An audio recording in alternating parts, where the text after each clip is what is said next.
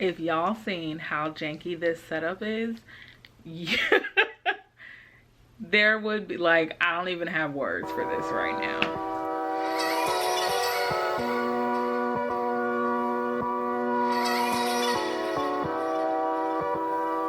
Hey guys, welcome back to Plus Girl Slay the channel. My name is Talia if you are new, and welcome.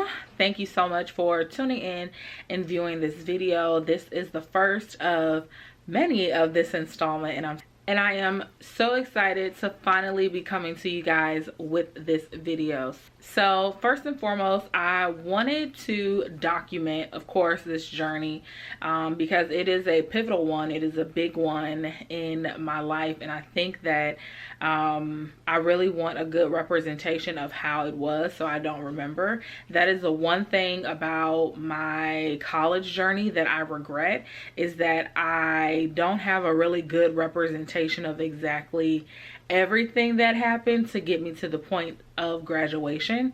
You know, sometimes life comes at you fast and things come things don't always work out, but I do wholeheartedly believe that all things work together for the good of those that love the Lord. So all of those terrible things ended up shaping and molding some beautiful things, including my channel. So I am happy about that, but let's get into bump all of that. This is not about that. So as you can see, I'm cozy and comfy. I'm not sitting in my chair. I'm actually sitting on the ground because I just wanted to be comfortable when expressing this. So I'm sitting on the floor where my books and everything is.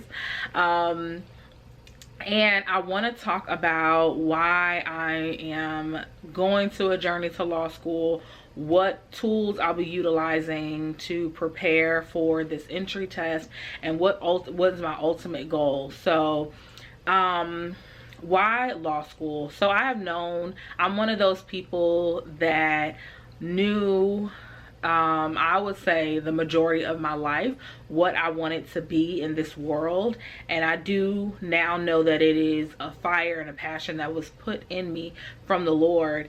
And this is something that I never was able to shake. I've only wanted to be 4 things in my entire life. I know as children, as adults even, we go through so many changes, and what we want to do and who we want to be and what we want to accomplish changes. But for me, they have always been steady, even as a young girl. Like I said, I've only wanted to be 4 things in my entire life. And only one of those things I don't think I'll be able to reach, which I wanted to be a ballerina. And that didn't work out, but that's okay. That's okay. Now my daughter can maybe do that. If I have a daughter, she'll definitely be in ballet classes, so you can blame your grandmother for that. An attorney is something that I've always wanted to do. Now I took and I've explained this before, I started out in college as a political science major because when I asked my guidance counselor in high school, that is what I was told. That and pre-law were kind of the pathways that attorneys took, which is sad because that is not reality. The reality is there is no one set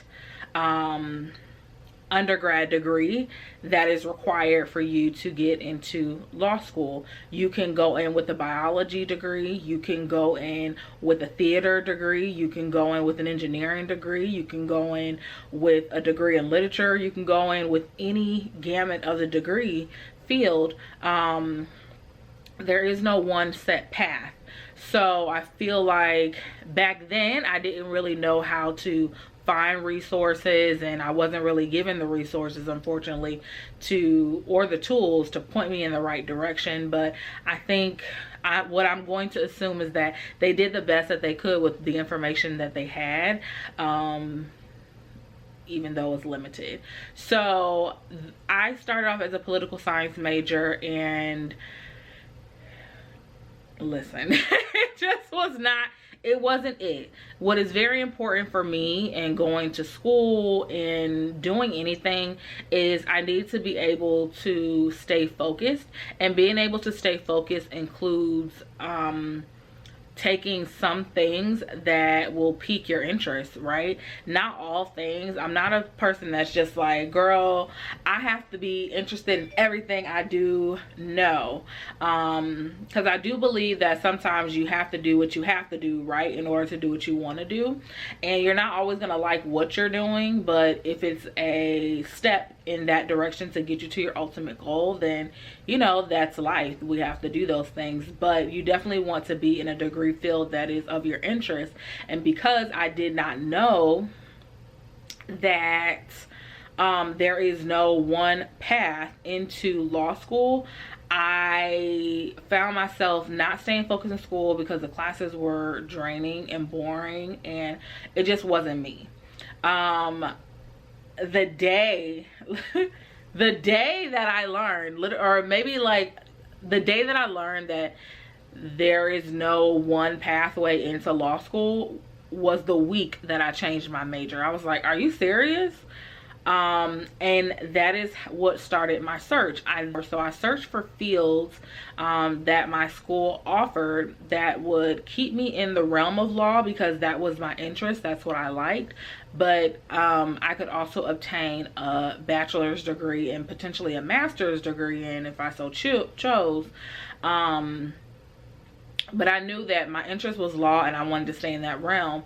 And I've talked about this previously. The reason I chose paralegal instead of, like, I don't know, public administration or just business or you know, those type of majors, the reason that I chose paralegal is that it really opened up the verbiage that attorneys are, I'm going to say they are taught in law school, but I've talked to a few attorneys that have said that the things that we learned as paralegals, they don't teach in law school. But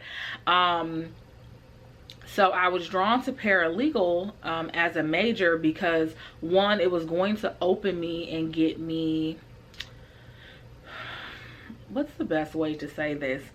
It opens you up into the realm of attorneyhood. It teaches you the language, it teaches you the rules, it gives you a high level overview of the rules, it gives you a high level overview of how the courts work, which is super important structure wise. But like the best thing, the best reasoning for keeping my degree as a paralegal major was to learn the verbiage.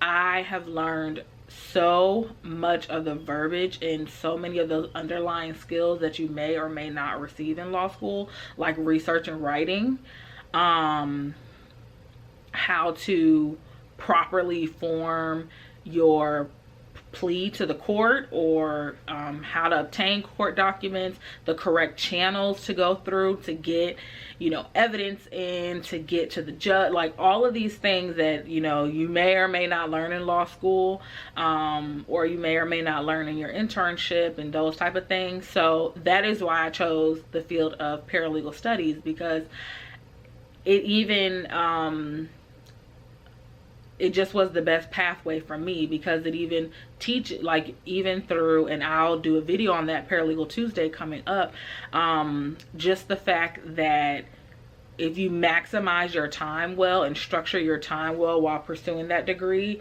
you are really going to gain a better understanding of the field of law and different parts of it as well. So that is really why I chose that. But I never gave up on wanting to chase the dream of becoming an attorney. Now I am 29, so law school looks very different for me. Going to law school and preparing to go to law school looks very different from me now than it did when I was 19, than it did when I was 24, than it did when I was 26, you know, than it did even last year. So I am very aware of the fact that I may have to start off as part-time, because I will be working as well to maintain my living arrangements, the bills that I have, and those type of things. But even going through part-time, Even if I have to spend my entire time going through part-time, it's still going to get me to my ultimate goal.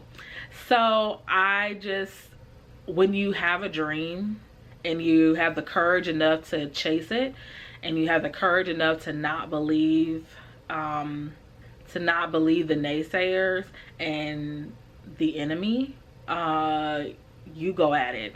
I remember the fire that was put in my belly when I wanted to finish my degree, and I told the Lord, I said, I'm gonna finish it no matter what. And what that looked like for me was working 2 jobs the entire time, having to kind of mentally block negative ways that people were like, I can't believe you're doing this, why are you doing? No, I had to run and get what I want, you know, what I desire to have. And that's the same thing here. Like, a lot of people say, well, girl, you're getting old. But then they turn around and say, well, 29 isn't old.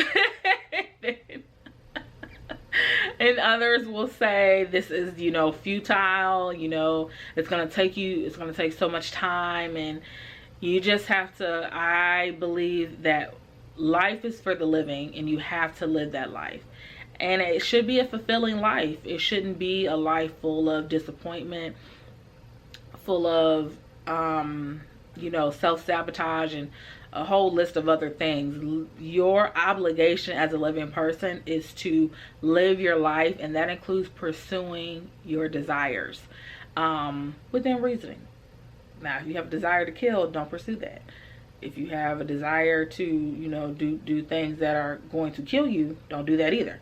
But I really do believe in, I believe in that philosophy. So here we are. How am I going to obtain this goal? The first thing is taking the LSAT. I do want to take it this year. I know that it's April, and I have been studying on and off.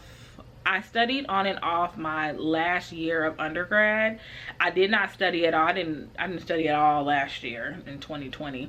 And then I picked it back up this year in 2021. So I do want to take the test. I am hoping to take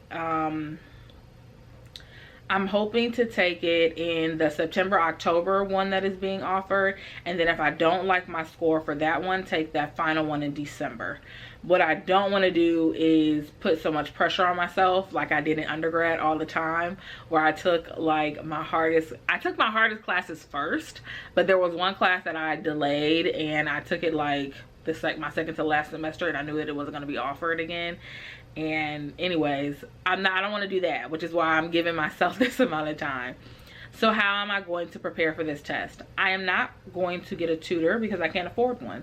And that's okay. It is definitely possible to self-study, and that is what you guys will see throughout this entire process, is the tools that I am utilizing to self-study and how I self-study. And I'll be sharing things that I've learned while self-studying to help the next person, because a lot of people self-study, and a lot of people that do self-study get good scores and do fairly well. So I'm going to give it a try. I know that I can, and I want to do it that way. So yeah. Some tools. I'm going to share with you guys some basic tools that I'm going to be using. But like I said, throughout this whole process, I will share with you guys things that work, things that I don't think that work for me personally, and really structure how I'm going to study. So the very first thing is research. Find those YouTube videos of people that have taken the test, that have self-studied, or those people that have chosen to purchase a course or things like that. There is a lot of information out there. Of course, like with anything, all of the information isn't good information. All of the steps that other people take is not going to work for you. But you should be doing a due diligence in seeing what works for you and weeding out those things that don't work for you, right? So that was my first step. I've been researching this for a while. So there are some things, because it's not like I'm super far removed from college life, unfortunately. But I guess fortunately in this scenario, it's not like I'm so far removed from it. So I know how I studied in undergrad, and I know for myself how I work and how to maximize how I work.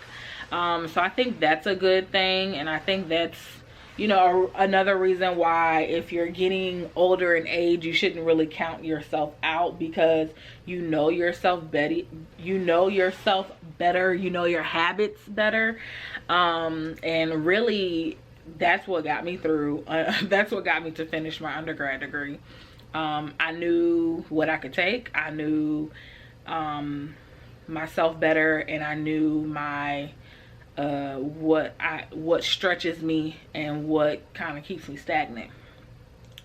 And in that, a lot of people that self-study recommended, there are like, I don't know, there are more than one thing, but the 4 things that stuck with me are: 1, if you choose a study book type company, stick with that book type or company, because everyone doesn't teach how to properly prepare for the LSAT the same. And so if you have one book from Kaplan and one book from PowerScore, that's going to throw you off because their methods are not the same. So that's one thing that I think is very important, and that is a step that I am going to stick with. The second advice is to give yourself ample time.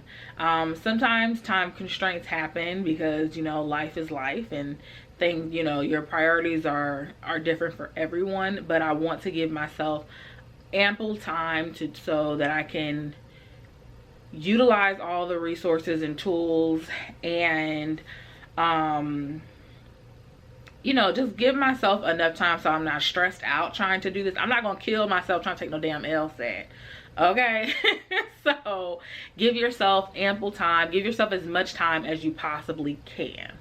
The third thing is practice test, practice test, practice test. And that is I have heard that advice across the gamut, from people that take the course, you know, take a LSAT prep course, from people that gets tutors, from people that self-study, for people that are in law school, for people that have graduated law school. That seems to be a common consensus, is practice test, practice test, practice test. So cool, I'm down with that. Let's go.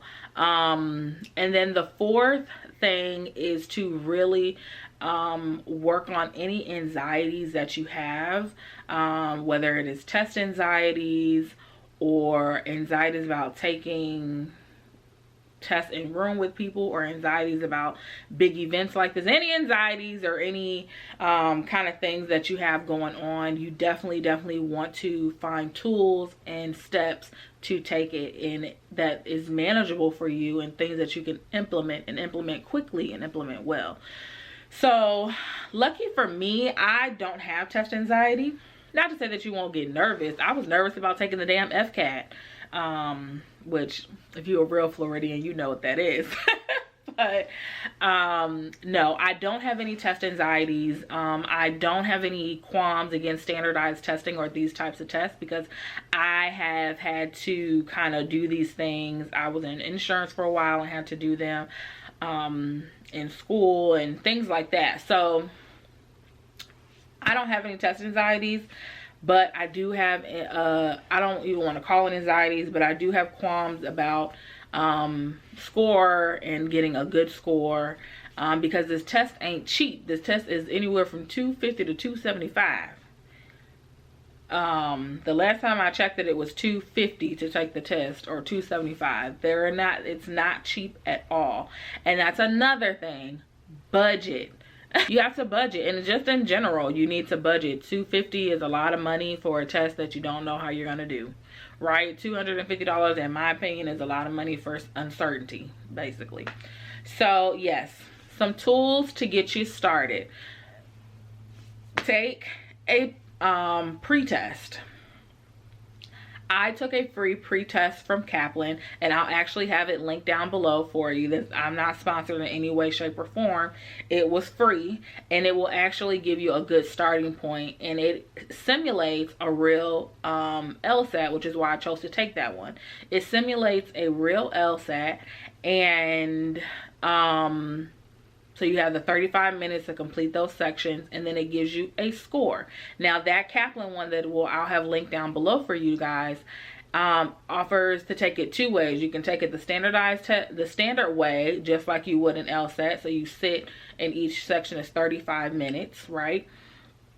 and you complete it all the way through, or you can take a host of mini, like, short tests to get a score. Now that recommends you taking it the first way to get the most accurate starting score. And when you get that score, it actually breaks down areas of opportunity and things that you should probably want to hyper focus on and work on more than you would, you know, things that of concepts and things that are maybe come naturally easy to you. So that is where that is the best starting point, is take a practice test and get a starting score. I did take my practice test. My starting score was a 134. And of course, everybody's goal is to get in the high 160s, 170 if you can. So I have a long way to go. I have not taken another one since then, but that is where I started. And that's where I'm starting. So the next step is to choose a program for your study materials. Even though I'm using Kaplan, even though I use Kaplan to take a pre-test, that is not what I'm choosing to do book-wise. Now, I will say that both Kaplan and PowerScore and Lexis and those type of companies utilize their free resources. There are tons of them. They even give you some free practice tests or practice tests that are cheap. And if you scour the internet, a lot of these resources that I'm about to show you, you can find for free. You can actually find at no cost to you, and these are books that can go anywhere from $50 to $100 something that you can find free online. So I chose to go with PowerScore because from reading the book and the reviews, I felt like this, what the method and structure that they use would be most like I would be able to memorize that and use their methodology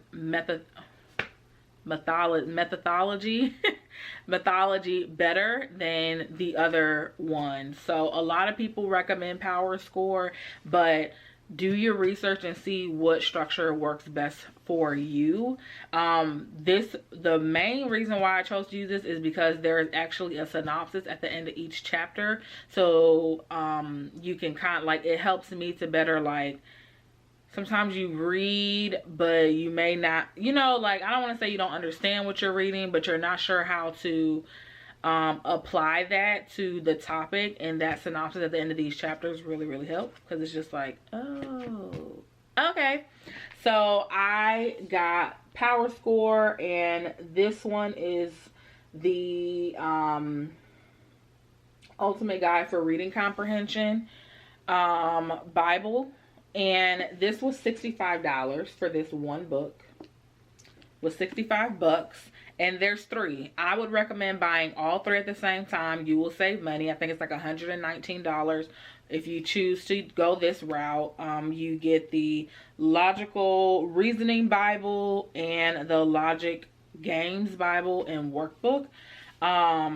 Because I found that workbook for free, I only bought the reading for $65, and then I bought the Logical Reasoning Bible as well, and this was $40 on Amazon, and I'll have these linked down below for Amazon as well. I don't get paid for it. I'm just giving you guys the tools, what I purchased. And this says USA on the back of this. It says $64.99 too, but I know I did not pay $65. I paid $42 for this book. But like I said, it is definitely cheaper to buy all 3. So those are what I'll be using along with the free tools. Now, PowerScore also has on their website, and I'll leave that link down below as well, a study guide, and it is a free resource, a free study guide resource. And what you do is you put in the time amount between the time you have to study and the test that you want to take, and it can go 1 year, 4 months, 6 months. They have a gamut of study guides, and it will actually give you structured study guide on how to study with their material for the time frame that you have. And I think the shortest time frame is 4 months, I believe. But like I said, I'll leave that information link down below so that you can work it out and figure it out. for yourself. But like I said, do your due diligence and find what works best for you and research for yourself. Don't take anything I'm saying as the law, okay? Find it, research it, confirm it for yourself, okay? So what is my score? So I see this number all the time when I think about the LSAT, and I'm seeing it right now, and the score that I want to get is a 171. I know. I know it's ambitious, but you know what? My faith in Christ and my faith in myself is so great. I think I can get it. Now, yeah, I'm still saying 171. So that is the goal. That's what I'll be working towards, and I'll be working to the bone, girl. I've been working to the bone to do it. So like I said, I'm so excited to be sharing and starting this journey with you guys. These videos will come out every Thursday. I definitely wanted to get this started here and get it going. So I cannot wait to take this journey with you guys, and I'm wishing you guys all the best. And if you do stick around and follow this journey, I just want to thank you in advance for your support and all your kindness. I will see you guys in the next one. You guys be blessed, be well, and remember, do it bigger and better in true plus size fashion. Bye, you guys.